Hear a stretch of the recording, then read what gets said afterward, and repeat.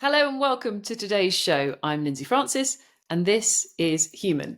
Today, I have got the absolute privilege of sitting down with Sam Archer. Sam is a writer, adventurer, and philosopher, amongst other things, and the author of the most beautiful blog, The Eye of the Archer. Sam, you and I have already had quite a few conversations about what we might talk about today. And the exciting thing about the way you and I work is we're never quite sure what's going to happen. I also know that you and I are very open to exploring and challenging each other. So, Sam, welcome to the show. Are you ready to jump in?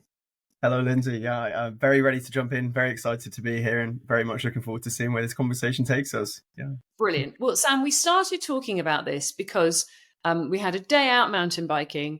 And the hmm beauty of this conversation, of course, is that there's, I think, maybe 25 years between you and I. So we get to talk from very different perspectives, both from an age and a life experience lens, which allows us to unpack things in quite different ways. I wanted to talk to you today about effective altruism and giving because it's something I see a lot in my clients, and I know that it's something that you have got some thoughts and feelings about. So, Sam, tell me, why do you think giving is important? Where to begin? I think maybe it'd be useful first to give some backstory on how I've become involved with effective altruism and these kinds of philosophies and these kinds of ideas. It's not something that I've always grown up being driven by, thinking about. I'm not going to pretend I'm this saintly kind of person who's just by nature concerned with these kinds of things. Um, I think all of it boils back down to a guy called Sam Harris. He's a very famous philosopher, podcaster, and he has his own podcast called Making Sense, which he speaks on a lot. And the year before last, I went to America and through hiked the Appalachian Trail, which is a hiking trail that runs from Georgia in the south for 2,000 miles up to Maine in the north. And while doing so, I've obviously had a lot of time on my hands, a lot of time for listening to podcasts, listening to music, and thinking about some pretty big ideas. And one of these was effective altruism. So Sam Harris is a big proponent of it, a big advocate of it. And effective altruism essentially is a movement started by two philosophers at Oxford, Toby Ord and Will MacAskill, with the essential idea that we should be doing good and we should be doing good better. It's kind of the observation that a lot of charities will take a lot of money in donations and not do a lot of productive stuff with that. They'll spend it on overheads, they'll spend it on unaffected places where they can't actually have much traction in improving the quality of people's lives. And the realization that there are places, there are charities that do lots of good with the donations and the money that they receive. So it started from this kind of core idea that we should be using our money better to transform people's lives in a positive way. And it's kind of grown out into this much wider, much bigger movement centered on how people can use their careers to benefit humanity, and I guess all conscious beings in the best ways. And yeah, so it's not essentially like a belief system so much as a structuring for how to think about how to lead a good, productive, ethical life. Beautifully articulate way of explaining that movement. And I think the reason I'm so interested in talking about it is because not only do I spend time with my own clients talking about sometimes the way that they give, but Mm, overgive. But mhm, I'm also in a privileged position to deal with quite a lot of ultra high net worth individuals, investors, and philanthropists who talk about giving a lot. mm, But what does that really mean? And from my perspective, why do we do it? Because how does it make us feel? mhm. And I know you've also got some thoughts and opinions on where the motivation as humans comes from to be involved in such a conversation. Yeah, absolutely. I think it touches on a very base observation with humanity that we do like to help other people where we can and when we can. We're beings that have evolved in communities with a concern for those around us. I think it's hardwired into us to some extent to want to help people. But in the society in which we live, it's increasingly difficult, I think, to find obvious ways in which we can help people. When I was hiking on the Appalachian Trail, there's this phenomenon called trail magic, where people who are called trail angels, essentially just local people or people who've hiked the trail before, would turn up to roadheads and they'd fill up the back of their pickup truck with hot coffee, tea, food, and it would all be free. And they'd basically just say, take a seat, have a hot coffee. And it was the most amazing thing that you'd be tired, you'd be cold, you've been walking for 4 days, you're miserable. And there is someone handing you a hot coffee. I don't think there's many few greater joys than that. But it's a very difficult thing to replicate in our world where we pretty much have everything we want whenever we want it. Um, yeah, the beauty of money, the beauty of an industrialized society, and the place that a lot of people occupy within it is that you have shops everywhere, and if you have money that you can go spend in it whenever you're hungry, wherever you're thirsty, you can pretty much have any of those things. So it's one thing when you're always tired, always hungry, and always receptive to people's kindness. But in the world in which we live, I think it's very difficult to work out how we can actually embody those acts of kindness and those acts of service for other people around us. And I think money represents an extraordinary means by which we can do that. I don't think we're very good at intuitively understanding how much money we have and how much money is useful and how much money we actually need. I think that once people's base needs are met, once you can look after your family, you can put your kids in the places you want them to be, you can look after them, you can pay your bills, you can get food, pay off your mortgage. After that, there is not a lot that money can buy. I'd say in my personal experience, I've met some very wealthy people, some not so wealthy people. And I think across everyone, there is this kind of strange feeling that if you just get X amount of money, you will then be happy. And this scales up and up and up. The flip side of that is that people think that they never have that much money. You know, I've met people who have, say, hundreds of millions of pounds net worth, whatever, and they still feel they're not wealthy because there's this very human desire to compare yourself to the people in the strata above you and say, well, I shouldn't be having to do this because they should be having to do this. I listened to a podcast recently with Sam Harris, who was talking to a guy about the LA wildfires, and they're talking the whole time about charity and giving and the responsibility to do so. And this guy kept saying, yeah, well, it's all well and good, you know, these billionaires should be doing this, Mark Zuckerberg should be giving huge amounts of money, but I'm not in a position to do so. Finished the podcast, looked him up, and he's worth $6 billion. And it's this kind of mindset which goes up every level of, I shouldn't be doing this, there's always someone else. And recognizing that even with what seems like a small amount of money in the society in which we're in relative to these ultra high net worth people, it is a huge amount of money. So one of these core ideas of effective altruism is take some kind of giving pledge. You know, if you're on whatever income you're on, pledge to give 10% of your income every year to charity. If you're on £30,000 a year, give £3,000. If you're on 100 grand, give 10 grand. And if you're on 100 million pounds a year, then give 10 million. It won't notably detract from your quality of life. You will be able to do extraordinary amounts of good with that money donated to the right charities. There's this website called GiveWell, which kind of uses metrics to track how much good charities are doing with the money that they receive. And the kind of gold standard is the Against Malaria Foundation and charities like it is if you give them around $4,000, they will be able to save someone's life. And I think that's an extraordinary thing, to be able to give that much money every year, to not be able to change your quality of life that much and have a tangible impact on people's lives is, I think, something we should all take great pleasure in doing. You know, as you say, what's the motivations for giving? Well, it feels good. It feels really, really good to do so. And it feels right to do so. Yeah. I think it's human to give and it's human to care. And of course, the clue is in the title of the podcast, human, because we spend so much time doing human and not actually being human. And I think there's so much in what you've just said about giving well, taking a giving pledge, and just understanding the simple illusion that just because I have more finances doesn't mean that my quality or satisfaction of life will increase. And there's a law of diminishing returns a little bit, especially if you're spending on, I always liken it to a luxury 5-star hotel versus a caravan, of which I do both. There isn't, it just doesn't match up when you look at the amount of money it costs in addition to stay in the 5-star hotel. There is as much joy and pleasure and satisfaction in staying somewhere which has cost you less money. But we forget that. And I speak to people all the time who tell me, I just want financial freedom. Well, what does that look like? And they might put a number on it. They might say 1 million, 2 million. They might say 10, 100, whatever, depending on their circumstances. I want financial freedom. Well, you don't have it right now. Let's go back and talk about that. What does that actually mean? And we live in this sort of illusion of more. And I see people who are terribly unhappy, like you say, whether they've got very little or an awful lot. What has something changed in our world, Sam? What do you think has happened? I don't know. Relative to a lot of people, I haven't been in this world a huge amount of time, so I don't know how well qualified I'd be to say what's changing or what's not changing. Social media is an easy target, isn't it? Social media, you're constantly seeing people who have these amazingly portrayed lives. You just see a snapshot or an image and you think, wow, that person looks happy in that 60-second clip, enjoying these extraordinary luxuries. and spending frivolously and enjoying it. What you don't see is the human experience on the other side of those person's eyes.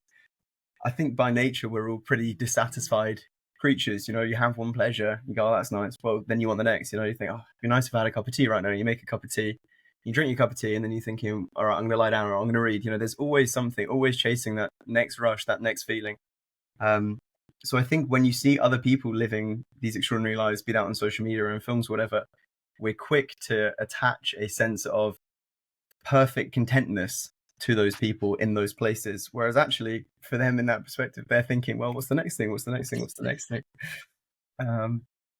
Yeah. I love your comment about a cup of tea, because Mm. a lot of the work that we do, both in sophrology and the way I work, is about finding the joy in the simplest of things, because that can transform the human experience itself.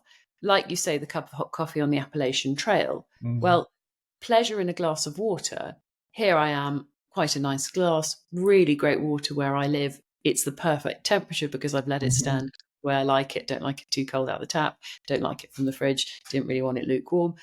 Actually thinking, well, that's a marker of success for my day to day. A great Absolutely. glass of water. Yeah, yeah. No, it's amazing. And I think the funny thing is as well that this human desire to, as you've outlined there, I want the water to be just this kind of quality. I want it to be just this right temperature. I want it just in this right place at that right time, and then it will be okay. This idea of like, if I can just get the water to be just that nice, then everything will be all right. The water never is that nice. You have the water and you think, oh, I'd actually like some food. It hasn't hit what I wanted it to hit. And we're all chasing this next thing. My mum always has said, wherever you go, you take yourself with you. This idea of if you're feeling miserable and bummed out in grey, miserable London, or anywhere in the UK or anywhere else for that matter, if I could just be on a beach in the Caribbean, then I would be happy. It's like, well, you're going to be on a beach in the Caribbean and you will be there with yourself. All your thoughts, your anxieties, your worries, your craving for the next thing and the next thing and the next thing. It's not a model for success, I think. And this is reflected in this idea of, if I could just have a bit more money, then I would be happy. If I could just do this, well, then I'd be happy. And if I can just reach this place, well, then I can start giving and start doing good for the world. And it never arrives. You never reach that place. And I think that's the beauty of some kind of pledge to take at any point in your life, to say, whatever it is, regardless of how much I earn in that year, I will give 10%. And it scales with that. And then hopefully, as you then earn more and more, you can think, well, actually, I can afford to do more and more and more with that. Yeah, I think it's a cool thing. Of course, the biblical principles of tithing 10%, the irony of that is not lost on me. But of course, the reason is why you would choose or not to choose to do it as an individual, not as sort of a context of being part of a religious Yeah. movement. And I see people, Sam, who give both financially and of their time and themselves from a place of emptiness. Mm. And I would love to know what you think about that, because it's possibly something you've observed in people when they do this giving thing, but it's perhaps not really aligned with the principles that you're talking about. Do you mind just expanding on what you mean by emptiness in that context? Is it like a feeling of dissatisfaction, or a feeling of you just ought to do it, but you don't want to do it? It's a worthiness. So Yeah. I have some very odd circular conversations with people, which tells me I'm in the Mm. right place when it goes around like this. Yeah. But are we giving it because we wish to receive something in return? Yeah. Are we giving because we feel like we'll get something back because we're empty and we're hoping for Sure. something? Sure. And does it become a self-serving behavior, which I think feels like a dangerous place to go? It's interesting. So I think there's a few angles I'd want to approach that from. I think one of the nice things about saying a 10% pledge where you give that monthly is that you kind of then remove any sense of yourself from it. I think there's a kind of impulsivity of, oh, I'm feeling rubbish about myself, I'll give 100 grand to a children's charity.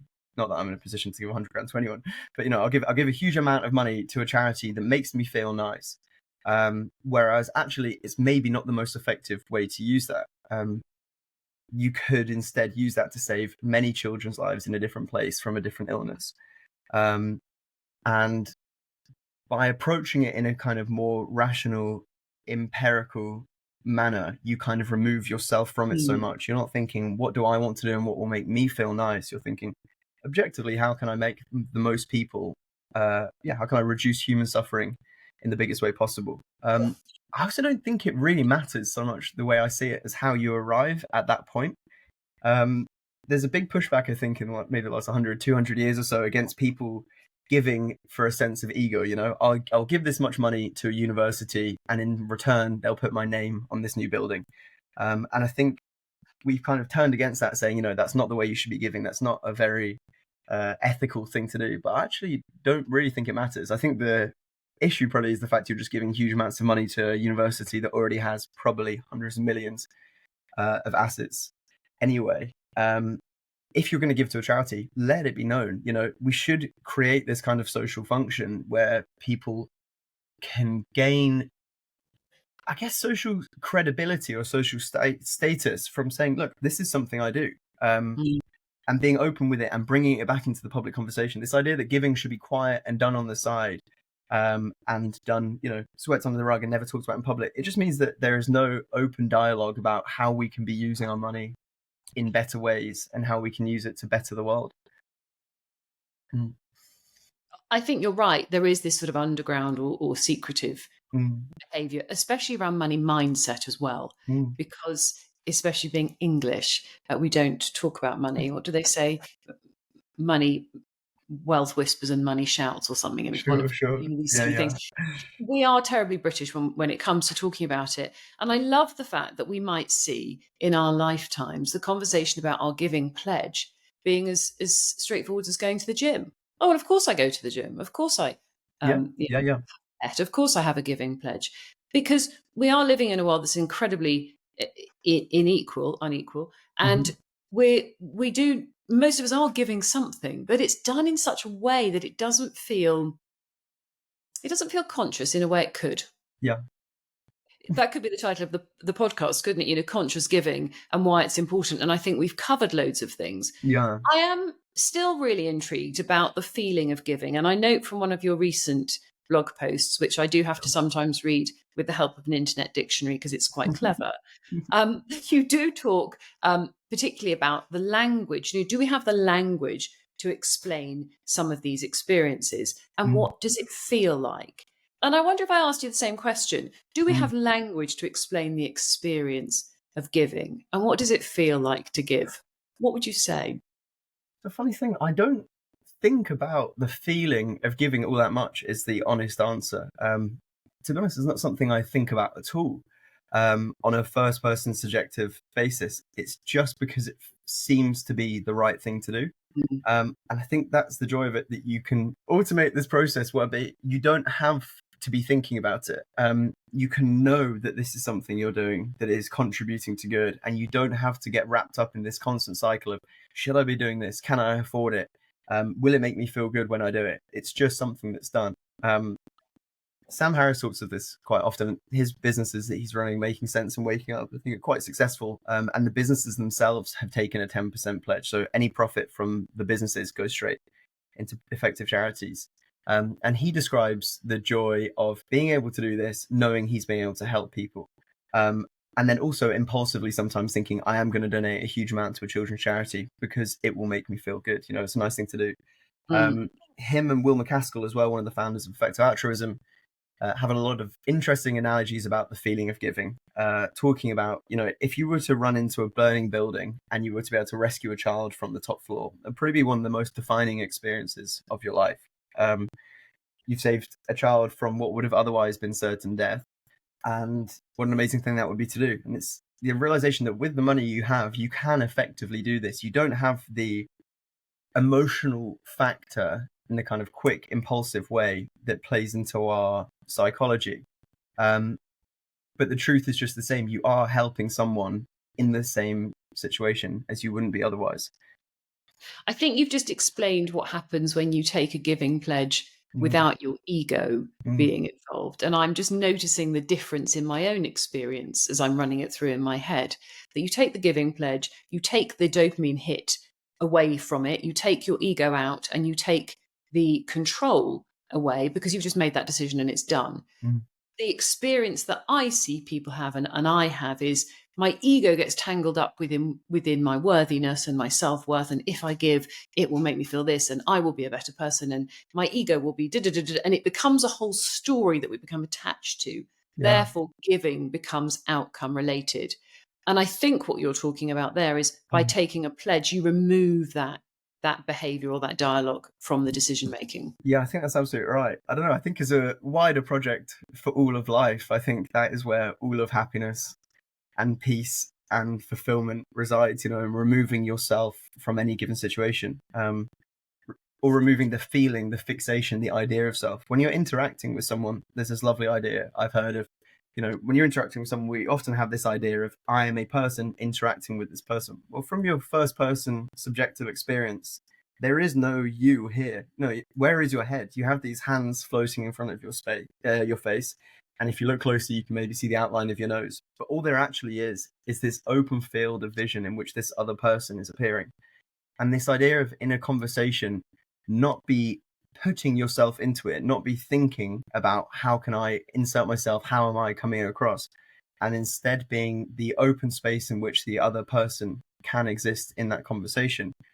By removing yourself, I think, from any given situation, it's difficult. Again, this is where the language is tricky, because the only language we have is self.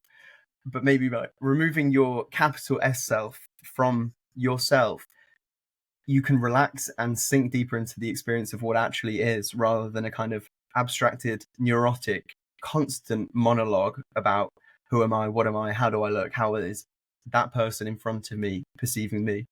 And I haven't thought about it all that much in relation to giving, I'll be honest, but yeah, I'm sure I'd think that it extends in that direction too.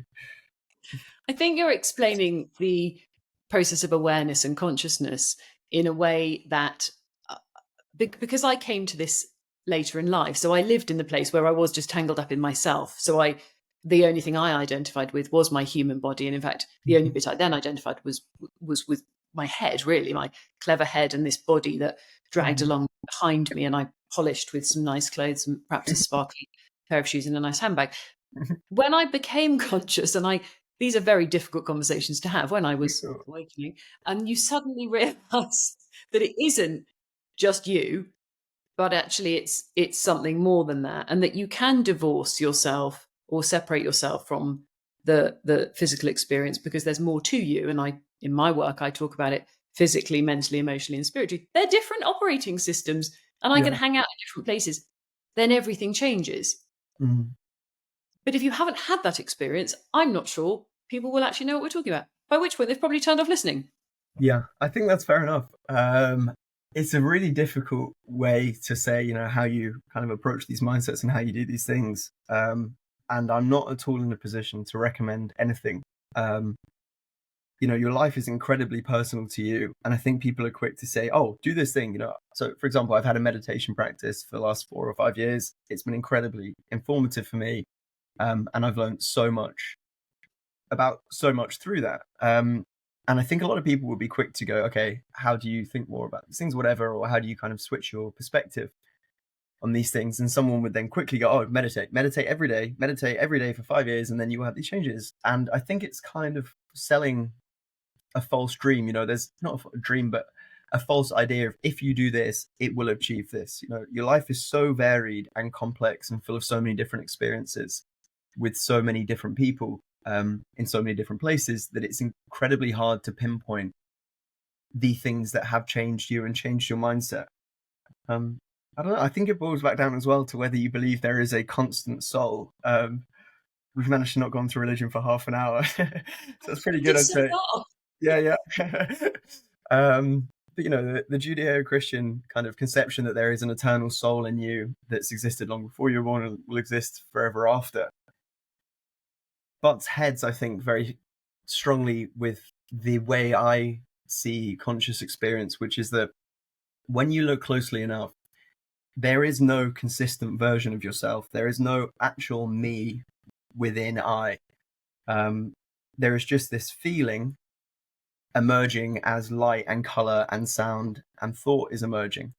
And it's so ever present that we can't see any gap from that. But we then try to build this idea of self in which this self is unchanging and immutable, and it has a destiny and it will go on the way it is. But actually, what I find when looking closely at my life and my conscious experience is that you emerge as different selves at any at every given point, you have a conversation with someone, you think, my God, where on earth is this person coming from? Who is this person that I am in this context of this conversation? And I think that's the amazing thing of life, of just constantly discovering not only what the world is around you, but the selves that emerge within you. I don't know if that Uh, makes any sense at all, but I think it makes perfect sense, but of course, I have no idea what anybody else will hear because I am just me. I think if I go back to my experience, I think of being about 7 and Mm, constantly asking, "Who am I? Who are you?" I mean, I'm mm, totally obsessed with, "So who am I? Who are you? What's going on?" And yeah, my dad trying to explain exactly what you've just said. The reality is, Lindsay, you don't actually exist. You can see your hands, but how do you know? And I think I was 7, and it yeah. completely blew my mind. And here I Good am now. conversation for a 7-year-old to have. Yeah. My dad's a bit like that. Here we are more than 40 years later, and I'm still asking the same questions. Mm, One of the things that has helped me enormously in this journey that I don't want to compare, but I think you've experienced it in a similar way, if not more deeply, is the ability to observe myself. mm, And there's a very simple sophrology exercise where we teach people to do this. But the fact that I can actually watch myself and I can mm, see myself has mm. been truly transformational because, of course, I'm somebody different every time I think, feel, behave, get dressed. Of course I am. And that's quite exciting. Yeah. Yeah, I completely agree. I think that's transformational. And if people think, what are they talking about now, observing themselves? That is not a terribly complicated thing to learn to do. I think you need somebody to show Yeah. you, Yeah, give you an absolutely. idea. To this end, I'd invariably recommend Sam Harris and his meditation app, Waking Up. Mm. So to give a bit of context to who Sam Harris is, he is a philosopher, neuroscientist, writer. He did a undergraduate degree in psychology. Then he had some pretty profound experiences with psychedelics. Went and meditated in lots of different practices in India and Nepal throughout his 20s. And then he returned to the US, back to Stanford, and did a PhD in neuroscience. Um, and I think of him to be probably the clearest thinker on all issues of self and meditation. And it's the lens with which his meditation app is directed through. And the kind of practice which he advocates for is this idea of non duality. So, Mm. very simply, you sit and you do a simple Vipassana kind of meditation practice, mindfulness practice. Just close your eyes, follow the breath, watch the breath go in and out, and feel the sensations, and watch as you're so quickly lost in thought within half a breath or one breath, and then this returning to the breath. Um, and in the same way that you can watch your breath like that, or you can watch the sensation of sitting, or the sounds that are appearing in your consciousness, you can also watch the appearance of self. So as you're doing this meditation, he'll give instructions like, look for the one who's looking. For years, I've been trying to get my mum to do this, and she always says, that's the most frustrating part. Like, what would that even mean? To look for the one who's looking. But what it tries to get at is this idea that when you turn attention on itself, there is nothing there at the center of it. And you can have these very interesting glimpses um, of non duality, of how that the self is just an appearance in consciousness like everything else. And for anybody that hasn't meditated, Mm. it sounds like such a complicated and difficult thing to do.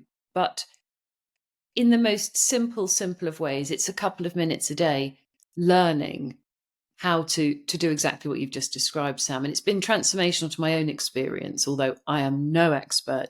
And in fact, somebody recently challenged me. They've been on a 10-day silent retreat, and they sort of dropped into conversation because they'd done it a few times, and they could see the horror on my face. Because I thought, gosh, that would be way beyond anything I could do, which is a nonsense because, of course, we'll never know until we try it. But people are generally too busy to even spend 3 minutes a day meditating or breathing. Yeah, it's amazing. I know. I find this in myself as well. I try to have a 10-minute daily practice. That's all that waking up is. You get on, there's a new meditation there each day. Guided through it. And it's just the last thing. It's so strange. It's the last thing that one is naturally inclined to do. It gets back to what I was saying earlier about how our brain is constantly racing for the next thing, for Mm. the next sensation or worry or anxiety or event that's going to happen. And you think, okay, I can meditate, but I understand what I gain from that, sit with myself, sure. But that's the kind of, in itself, the core observation that we're just so hungry to be running through and moving through. And meditation is just about looking at what experience is like when it's unimpeded by other things. And it reflects on the speed of which the world is, I think, in 2025, how quick we can communicate with anyone. My brother is currently traveling literally on the other side of the world. He just arrived in New Zealand today. The other night, I thought, it'd be nice to have a conversation with him. So I pick up my phone, press call, and within 3 seconds, I'm having a real-time conversation with someone on the other side of the world. And neither of us thought anything of it. Neither of us thought this is the most strange, profound, incredible technological thing we can do. And it's true everywhere. We have everyone we love within 5 seconds of our hands. If you think about your mother, you think, okay, I'll call mum. You think about dad, I'll call dad. And it's true of any friend you pretty much ever had. And in that kind of instant gratification, you think, I could talk to anyone in the world that I'd want to talk to. So why on earth would I just sit in silence for 10 minutes? But I think the practice of meditation and the importance of a daily practice is to be aware of what consciousness is like, what it is like to be a person when you're not lost in conversation, when you're not lost in worry or anxiety or whatever the next thing will be. Isn't it funny that we do have this connectedness, yet people tell me they're so desperately, desperately lonely, Mm-hmm. but they appear to have everything. Yeah, I don't know. I think appearance is the exact word that's important there.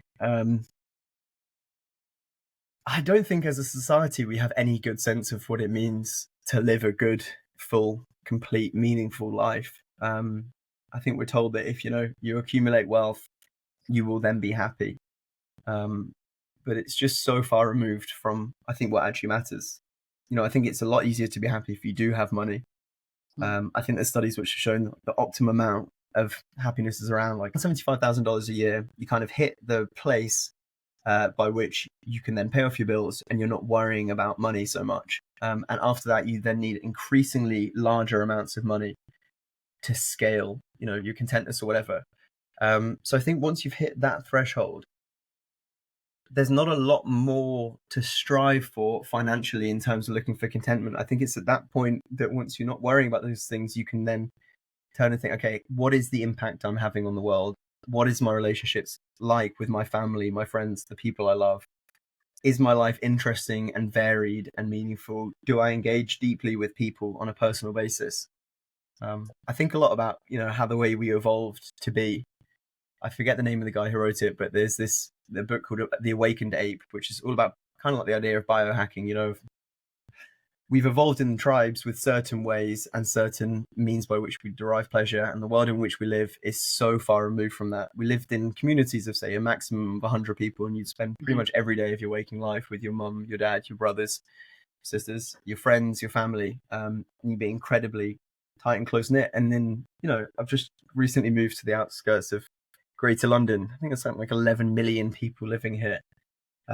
And I'm just constantly perplexed whenever I leave the house of how atomized everyone's lives feel. It's so difficult to build any sense of community or trust within that. And I think this is then exacerbated as well by the internet, by social media. Because we have incredibly personal interests and hobbies and passions and desires. And with the internet, you can find instantaneously huge communities of people who have these hobbies and desires and interests as well, and you can feel like, wow, there's a lot of people in the world who are interested by these things too. But actually, when you walk around your house, you walk around your town, there may not be a single person within a 50-mile radius who speaks any of those kinds of languages, like scare quotes, languages, the languages of your hobbies and things. So we then feel increasingly isolated in everything that we do. And yeah, I'm not sure really how to get around that one. No, and I think that human connection in person Mm, is so important. mm, And I spend a lot of time speaking to you about what's their impact. What is it they're trying to achieve? What are they striving for? Is it just to accumulate stuff that then costs you more money to keep? mm, Buy a horse, you've got to keep it, whatever. mhm, Topical conversation in our household. But you're right. We do these crazy things without really thinking about why am I doing it. mm, And I find people don't really think about how do I want to feel, because we go back to the Ferrari. Oh, I must buy a Ferrari because I think it's going to make me feel better. what is it you actually want to feel? When Mm. somebody actually tells you and then you say, well, is the Ferrari the answer? They say, of course not. But they simply haven't taken the time to answer the question. Yeah. Yeah, yeah. I think that's it. I think people just don't ask the question of what do I no, what actually matters to me? What does it mean to me to live a meaningful, fulfilled life? You know, when I'm lying on my deathbed, what does it mean that I'll look back and think, man, that was a good time. That was a good time. I'm glad I spent my time in the way that I did. I'm glad I didn't waste it. And I think there are so many different answers to that question, and people will arrive in different places from it. But I do think there are a number of things that are pretty united throughout all of humanity. You know, you want to be loved. You want to have deep, meaningful, complex relationships. You want to feel that you left the world a place better than it was when you arrived in it. You want to feel like you're improving people's lives around you or wherever you can in interesting ways. And you want to be stimulated intellectually, creatively. Um, there are so many different ways to get to happiness, and none of them, lies in buying things. I've had for the past few years a Google Pixel. I made a switch away from iPhone when I was probably like 11 or something. And Google make great phones. I've always loved them. But last week at work, I got given a work phone, and it was something like an iPhone 15. And I unboxed it, and my jaw did drop. And I thought, wow, this is just an extraordinary product. You know, how gorgeously designed, manufactured, packaged, the interface, everything about it. And I spent about 20 minutes marveling in it. And within 30 minutes, I hadn't given it another single thought about how incredible that was. You know, it's so transient, that feeling of, wow, this is great. And then you're on to the next. It just lives in the bottom of my bag now, and I don't give it any thought. And that's what, if you're buying it, it's £1,000, whatever a brand new iPhone would be. And I think that speaks to how unsatisfactory it is to buy nice things as a means by which to find happiness, to find enjoyment, to find stimulation. Borrow one, rent one, not an iPhone necessarily, but experience these things if you have to. But owning things, I think in general, just leads to more stress than it's worth. When I was living in the Appalachian Trail, that was 5 months with just a backpack on my back that had my tent in it, sleeping bag, and everything I needed. Then I'd go and walk into a town, get about 5 days of food, and hit the trail again.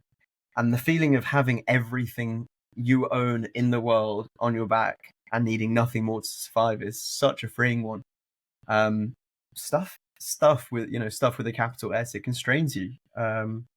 You're always worrying, where are my headphones? Where are the keys? Where is that? Oh, do I need new clothes? Should I be throwing out those old clothes? Am I looking after things in the right way they should be? And I think the more you strip that back, the freer you become. And I think the more you go the other way, the more constrained you become. I'll buy another house, I'll buy another car. Well, then you've got another house to worry about. What an extraordinary asset in terms of costs and everything associated with that. And I think the more you can strip it back to not to necessarily the bare minimum, it's nice to have luxuries as well, but to the bare minimum you think you'd need to be able to survive and live well, and then rent whatever it would be, the rest of it that you need, go on these holidays, experience these things. But I think buying is not a route to happiness either. It does really help support the economy, so of course we're encouraged to do it quite extensively. But I couldn't agree with you more, Sam. There is something just wonderful about having less stuff. Yeah. And I am the biggest victim, I think, of that mindset. I must, I must, I must. Yeah. Yet when you realise that you can go away for 2 weeks with one suitcase and be perfectly fine and you don't need anything else, it does remind you, what are you doing? What is all this What, stuff? Yeah, yeah, absolutely. And you buy a what is bigger all this? house. You buy a bigger house, and then you've got to fill it. There's a room over there, second living room I don't need, and there's nothing in it. All right, well, we must get a sofa for that, and probably get a TV as well. And it's this kind of race to catch up with your own out of control. One's out of control thinking of, if I could just have this, well then that, and then you need to chase that and fill that up too. Yeah. And I think we've touched on evolutionary psychology. We are designed to chase things, hunt them, and kill them. But the same doesn't apply to a new car and a handbag because you simply can't consume it. Yeah. I do think we're wired in this way. There it is. Let's go out and let's get it. The Yeah. same for perhaps mates, friends, partners, community. Let's go out and get in that gang. Let's do this. Let's do that. But it simply doesn't serve us anymore. The way Yeah. that we've created the world, and it's I sort of think, what's more exciting? A half-hour conversation with somebody like you and I, because this is an everlasting conversation. We get to Absolutely. have a Yeah, of chat, course. It's cool. enjoy each other's company, expand our ideas, thread some things together, and that's far more fun than having gone out and had a fancy lunch or something. Or I think these I things, completely agree. Yeah, you make choices, don't you? yeah. But I think it loops back there to what we were saying at the start about giving, an ultra high net worth individuals, that we have no understanding of how much money actually is a huge amount of money. And let's say with 500k, 100k, whatever it would be, a year, you can get everything you'd need. Well, then people's incomes scale incredibly exponentially after that. We don't have a good understanding of how much more a billion is than a million. It's 1,000 times more. I forget the numbers, but it's, people will say, oh, whatever, 11 days would be a million hours, and then it's something like 32 years would be a billion or something like that. Um, and there is nothing in this world that is worth $1 billion in terms of satisfaction and happiness that it can bring you. More properties that you can't live in, a private jet, a private yacht, sure. Like, you get to a place where you're just buying things because of the price tag on them, opposed to the largesse of what you can, of what you can actually buy that would bring you happiness with that. And I think that's when this strange phenomenon emerges with people who are very, very wealthy. Of, you get to a point, well, there's nothing else to do but just get more wealthy.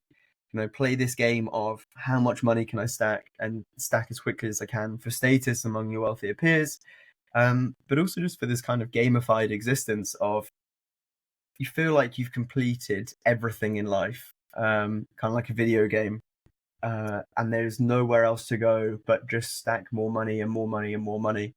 And I think this is where the interesting thing with like a philosophy like effective altruism would come in, that a lot of billionaires, instead of doing good stuff with it, will just accumulate it, intending to pass it on to their children. Whereas in reality, you can just do so much extraordinary, meaningfully positive impact with that instead. And I think there's such interesting ways to go about it, such interesting ways to do it, I that think I that can't understand why people don't. Yeah. it creates a huge struggle in itself, because of course when we do see people who have been handed down that sort of privilege, it Yeah. becomes a very difficult decision, because, to use a well-worn term, with great privilege comes great responsibility, and that in itself is a whole other podcast. We Mm. didn't touch on creativity, Sam, but I do think I would urge anybody who's still listening that when you do something creative, and you and I've talked about your own creative pursuits, mine being the podcasting, writing, designing programs, yours being the sort of creative work that you do, that has another level of fulfillment that money can't buy. What are your parting thoughts on that, as creativity as a way of feeling human? It's just an extraordinary outlet. I remember when being at parties at university, it happened a few times actually, and I'd be having a conversation with someone cool, and then they'd pose the question, "Oh, and what do you do as like a creative output?" And I was stopped in my tracks. I was like, "Nothing really."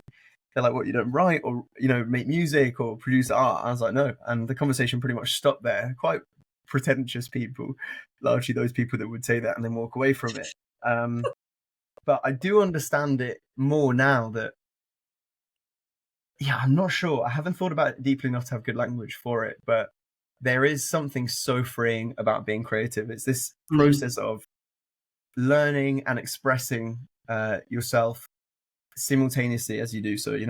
This idea of like a flow state of, when I'm writing, I just entirely lose myself in whatever I'm writing. There's no thoughts about how will this be perceived or how well am I doing. It's just this pouring out of ideas and language, and then the puzzle solving of how do I fit this together. And whenever I start writing, I'm not sure what the article actually will end up being. And as you do it, you have this process of discovery throughout of, oh, that's actually how I think about that. And that's an interesting idea that I wasn't even aware of myself. And I think it probably extends to any creative output. I'm not musical at all. And I can't paint, although I'd pretty like the idea of doing both. But I think in doing so, it taps into a very different part of our psyche, whereby you just completely drop away from it and you can understand and learn and explore and express in a very, very unique way. I think it's very exciting. My marketing strategist gets terribly upset when I say, "Oh, I just podcast. It's a bit freeform and it comes out as it does," but it really does. And let's see where this goes.